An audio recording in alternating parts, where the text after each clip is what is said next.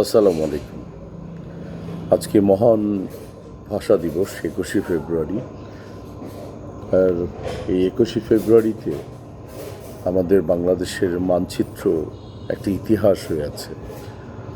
আর ইতিহাসের মানুষগুলি যারা একসময় ভাষার জন্য যুদ্ধ করে প্রাণ দিয়েছেন এবং যুদ্ধ করেছেন, তারা আজকে কেউই পৃথিবীতে নেই।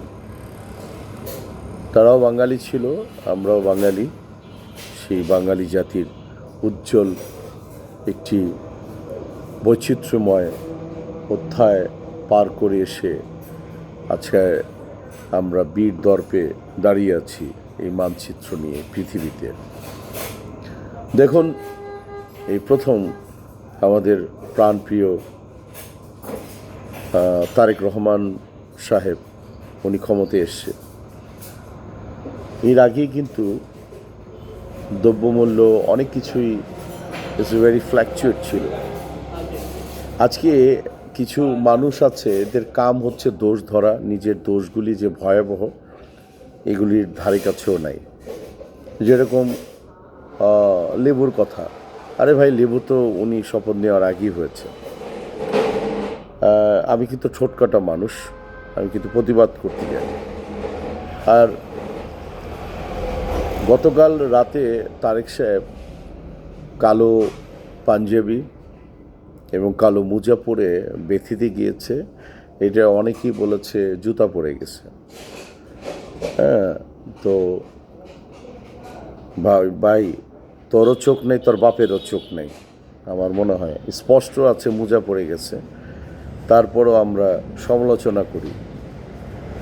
আর ওই যে ইচ্ছা করে ভুল ধরা যে জুতা পড়ে গেছে, দেখ না বাবা, একটু খুলে দেখ, বুঝে দেখ, ক্লোজ কর, জুম কর, তারপরে তো বুঝতে পারবি যে এটা আসলে মোজা। তো এই ধরনের বিরক্তকর একটি প্রাণী রূপান্তরিত হচ্ছি আমরা। আবার অনেক কিছু, এইটা কেন হইল, এইটা কেন হইল, এইটা কেন হইল।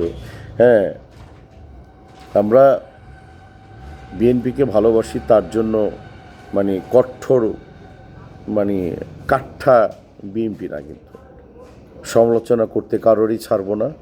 সেটা প্রধানমন্ত্রী হোক, আর মিনিস্টার হোক, মন্ত্রী হোক, যারাই হোক না, প্রতিবাদ করব। কারণ আমরা খেটে খাওয়া মানুষ। রাজনীতি করে কিন্তু আমার পেট চলবে না, কিন্তু কারণ রাজনীতি আমার সাবজেক্টও না।